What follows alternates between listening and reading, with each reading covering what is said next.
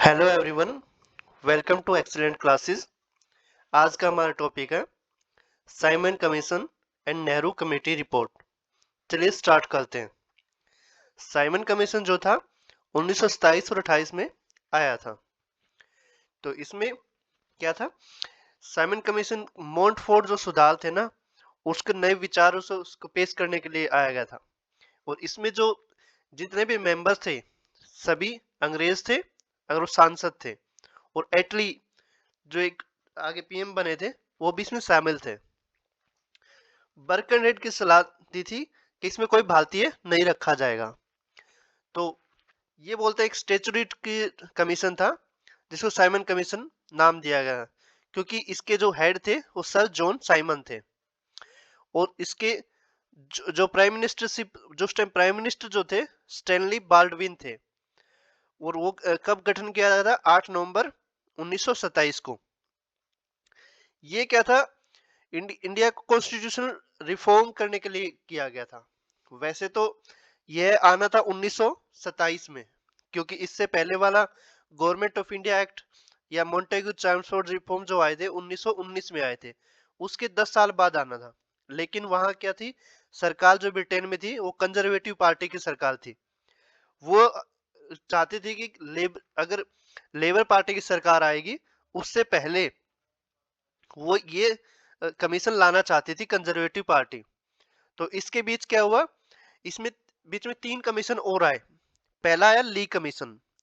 ली commission क्या था, जो राज थे जो रिक्रूटमेंट में फेल हो गए थे ब्रिटिश ऑफिसर्स को रिक्रूट करने के लिए। ये ब्रिटिश ऑफिसर रिक्रूटमेंट में के लिए आया था ली कमीशन। नेक्स्ट कमीशन जो आया था उसे बोले मूडी मैन कमीशन। ये था डायर की डिस्पेंसन का डेडलॉक हो गया था, उसके लिए आया था। एक लिलिंगथो कमीशन आया था। लिलिंगथो आया था, ये कमीशन आया था, उसके लिए आया था कि इंडियन एग्रीकल्चर में जो सुधारों के लिए आया था। तो इसलिए जो साइमन कमीशन एक आया तो इसका अपोज किया, क्योंकि सब इसमें ब्रिटिशर्स थे। तो इंडियन नेशनल कांग्रेस ने, हिंदू महासभा ने, मुस्लिम लीग ने और लिबरल फेडरेशन, सभी पार्टियों ने इसका विरोध किया था। तो साइमन कमीशन इंडिया में कब पहुंचा? वो पहुंचा 3 फरवरी 1928 में। ये गठन हुआ था इसका 8 नवंबर 1927 को, लेकिन इंडिया में है फरवरी 1928 में। उसके अगेंस्ट में जब उन्होंने हड़ताल वगैरह की सब जगह, इसके प्रदर्शन किए अगेंस्ट में, तो जवाहरलाल नेहरू, जीबी पंत जो पहले यूपी के जो सीएम बने थे, वो लखनऊ में उनके ऊपर लाठीचार्ज किया गया। और लाला लाजपत राय जी, उनको उनके ऊपर लाठीचार्ज किया गया अक्टूबर 1928 में। और उनकी वजह से उनकी मृत्यु हो गई थी।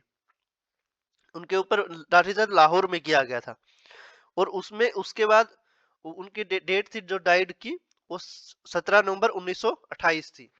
और उन्होंने ये कहा था, जो लाला लाजपत राय जब मतलब लाठी से घायल हो गए थे, तो उस टाइम उन्होंने ये बोला था कि जो ये मेरे ऊपर जो जितनी भी लाठियां पड़ी है, वो समझ लो ब्रिटिश जो साम्राज्य है उसके कोफिन में, मतलब उनके ताबूत में लास्ट कील साबित होगी।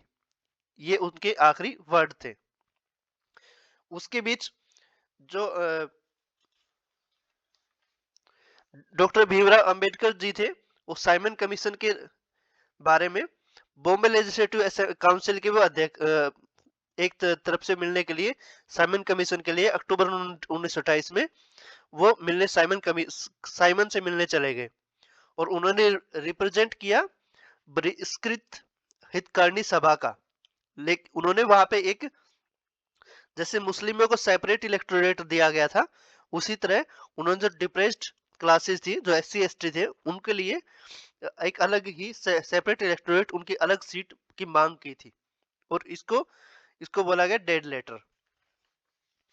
उसके बाद जब साइमन कमीशन के बाद उसके ऊपर नेहरू रिपोर्ट आई, वो आई थी अगस्त 1928 में। उनको नेहरू रिपोर्ट जो आई थी उसमें जो बेरकन हेड थे, लॉर्ड बेरकन हेड, जिन्होंने किसी भारतीय को नहीं रखा था, उसके लिए आई थी नेहरू कमेटी रिपोर्ट। उसमें मोतीलाल नेहरू ने एक ड्राफ्ट किया था, मतलब एक तरीके से जैसे संविधान को ड्राफ्ट करते हैं ऐसे ड्राफ्ट बनाया था।